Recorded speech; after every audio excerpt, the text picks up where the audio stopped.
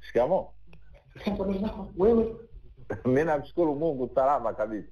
Unaendeleaje na mzee? Mzee anaendelea vizuri, yeye anaendelea na matibabu. Safi. Umerudi? Mimi nipo Mtwara. Excellent. Nimeingia jana usiku. Safi sana. Umeasikia ya huku? Mazito. Makubwa. Mazito. Brother, chama kimepasuka rasmi. Haijawahi kutokea, yani kipindi kile cha JK mnasema chama kimepasuka, hata wanasema chama kimepasuka. Haijawahi kupasuka kama safari hii. Hapa ni kupasuka, sio kwamba kanga inabaki hapa kipande kimoja mashariki, kipande kingine magharibi. Sasa zamani kijijini kule, sawa, kanga ikichanika ile au kitenge kile kikichoka wanakichana, alafu mwalimu kwa wamepinda zamani wanageuza wanaunga. Ndio bwana. Sasa ndio inatakiwa mfanye hivyo. Haiungiki. Hii haiungiki. Haiungiki tena. Haiungiki kwa sababu hata uzi wenyewe haupo, ndizo ndio zinatafutwa. Brava dini. Akidandika mtacheka. Acha Mungu. Unajua? Nikwambie. Unajua hili jambo wewe unajua. Mimi nimelisema. Mpaka nikafika mahala wiki 2 zilizopita nikawaambia hivi wastaafu tutakaa mpaka lini? Tunaona mambo yanaadika. Tunakaa kimya wastaafu. Lazima tukemee mambo maovu, mambo yanayovunja amani yetu. Kwa hiyo hili swala la msiba wewe ni shahidi. Ulijiona toka mwanzo. Kabisa, mapema kabisa. Kila mtu alikuwa anajiuliza huyu Mbuviza anatoa wapi, nani anamtuma.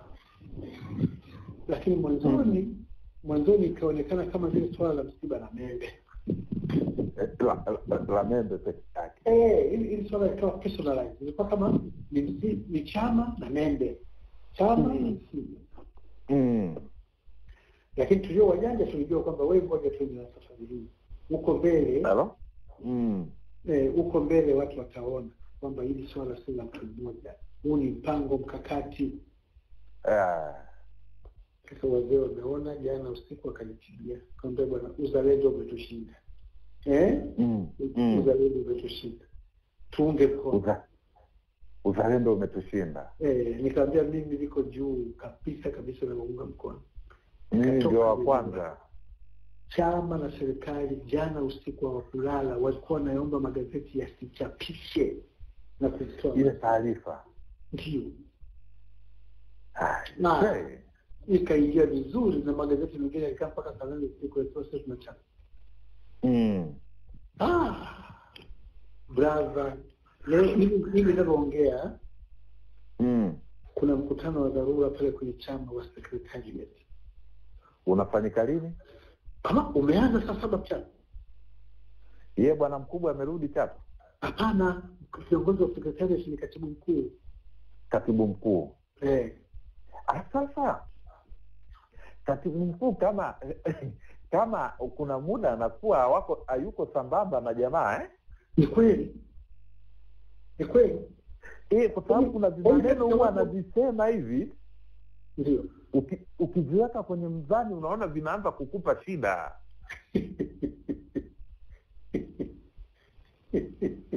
Ni kweli. Ukiweka kwenye mzani unaona vinaanza kukupa shida. Atakuwa anajilaumu kwamba kwa nini nilimteua hata huyu kumpa ukatibu. Sasa.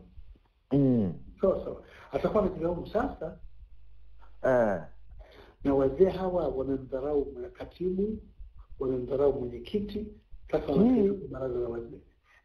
Na bwana mkubwa wa nchi amejisikia kudharauliwa.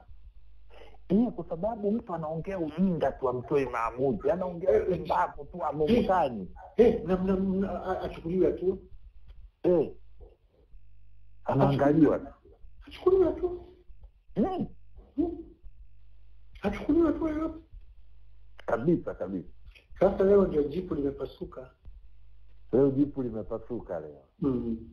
Kutumbua kule, yani nenda kutumbua kulikuwa kuna chezewa tu. Sasa kutumbuliwa ndio. chama kimetumbuliwa. Leo chama kimepasuka leo. Hii ndio kutumbuliwa hakika. Chama kimetumbuliwa. Kweli ni CCM mpya hii. Hapana. Sisi ambacho ile Ye bado mko naye ya kwenu na kina mzee Mzwaladili ile. Kabisa. Sisi ile hii tunataka kukionyesha chama chetu. Watu walikuwa kimya sasa wameamua hapana. Tutawekea soko. Kabisa. Sasa ni kuchekesha.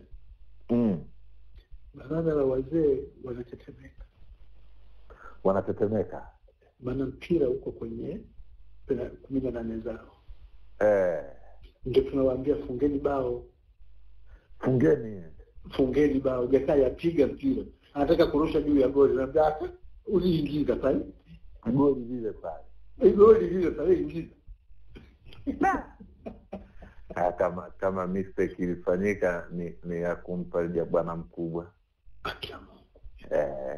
Kuna kosa lilifanyika kama hiyo. Aibu kubwa sana. Leo imetokea mabalozi wa nchi. Leo siku mzima wamechukua wakalimani kutafsiri barua ya wakuu wa chama. Na wamepeleka kwenye nchi zao. Kabisa. Wameshapeleka. Yaani leo ni mpasuko wa waziwazi. Maki nimecheka asubuhi Makamba kwenye Klausi. Wale vijana wanamuoji kwamba mheshimiwa, kumbe huwa mnaasiliana kibaba. Akaambia wewe bwana wewe haiwahusu. Hebu tupe ukweli hiyo baba. Akaambia ingia kwenye gazeti usome. Ndio neno kwa neno baliza usame. Kabisa neno kwa neno. Koma kwa koma. Unajua? Hiki kimeweka pabaya sana chama chetu. Unajua vijana walianza kwanza kuumizwa na kitendo cha Julius Mtatiro, mtu mpinzani alikuwa na watukana vijana wa Lumumba siku zote. Leo anapewa anatunukiwa kuwa DC. Ndio maana unaona vijana wote wamekaa kimya. Toka siku zilizopita aongei. Wale vijana wa Lumumba? Wale wanatukana wanafanya nini? Ndio wameshata. Kutoka juzi. Hata kabla hii tangazo.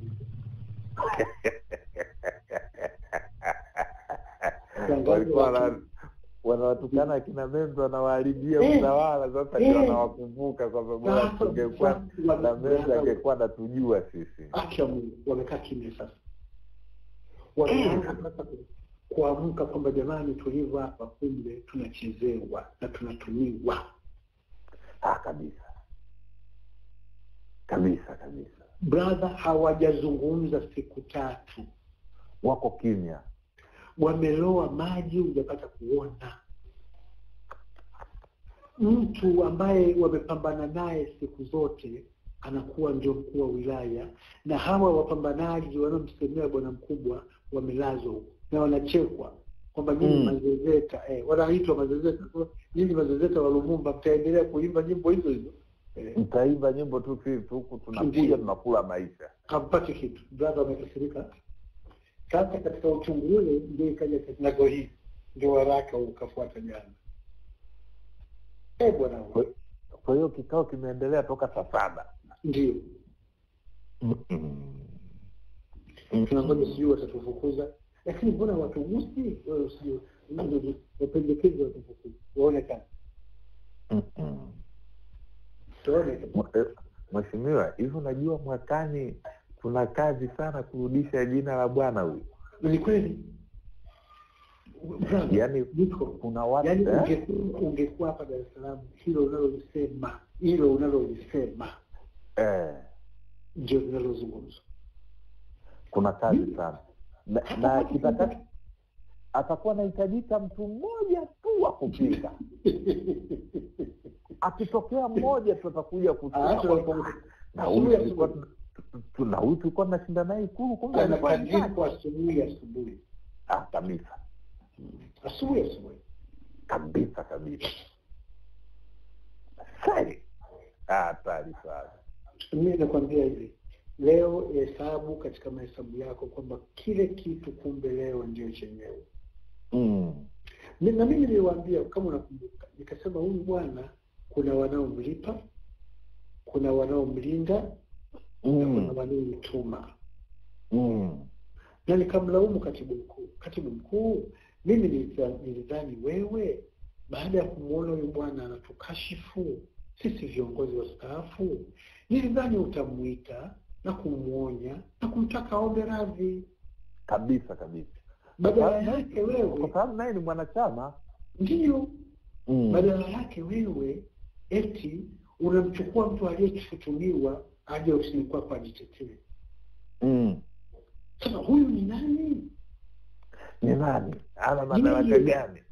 Na nikasema yeye ndio mwenye kazi ya kuja ofisini kwako kuja kutoa ushahidi.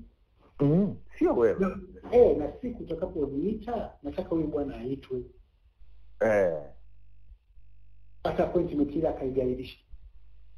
Nikapotea. Baadaye kuja kuiangalia, kuichanganua, akaona hii inamletea shida. Lakini sasa pale yeye ndio itakiwa atumia advantage kwamba mheshimiwa Membe wewe baki, mimi ngoja nidili naye huyu kwanza hadi anithibitishie na aongee na umma kwamba naongea huu ni uongo. Kabisa. Kabisa. Sasa leo hajatoka kwenye kiti kile toka saa 6:30. Kwa hiyo sasa baraza la wazee litakutana. Sasa baraza la wazee linatakiwa likutane kutoa kauli. Kutoa kauli. Tunaweza tukaisikia kauli, tunaweza tusisikie. Lakini kwa vyote vile katibu wa chama, katibu mkuu, lazima ajibu, lazima aseme alichoagizwa. Lazima aseme. Hilo moja. Lakini la pili, kwa jeuri ya bwana mkubwa wa sasa, wataanza sasa kusema madhambi ya Kinana na madhambi ya Makamba kuanzia kesho. Unanipata? Wakidhani kwamba kwa kufanya hivyo wanajiami kujiweka satisfied, bila kujua kwamba kwa kufanya hivyo ndio wanakipasua chama vipande vinne baada ya viwili. Ndio. Barua ikali sana. Nimeisoma. Ina peji 3 hiyo. Ndio. Ndio. Nimeisoma, ni nzito. Kwa hiyo kama ungetaka maoni yangu nasema sisi tumefurahi sana kwamba hapa tulipofika ni patano. Kabisa. Hapa bwana sisi tunaasilia na wahamiaji. Hii ndio vita ya asilia na wahamiaji. Na kitajulikana tu. Huu ndio mwanzo bwana. Hii kitu haishi. Hii ndio ajenda yenyewe. Inaenda kumaliza mtu hii. Na mimi nasema wastaafu sasa lazima wakemee na waseme mambo wasiyotaka. Kabisa. Hatari sana. Usiku mwema, salimia nyumbani mheshimiwa. Lakini sasa usome ya kesho, maana ni mazito kweli. Kesho. Ya kesho ni mazito.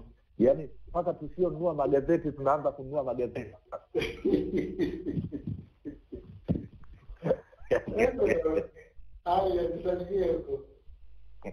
Sana mheshimiwa, usiku mwema, shukrani.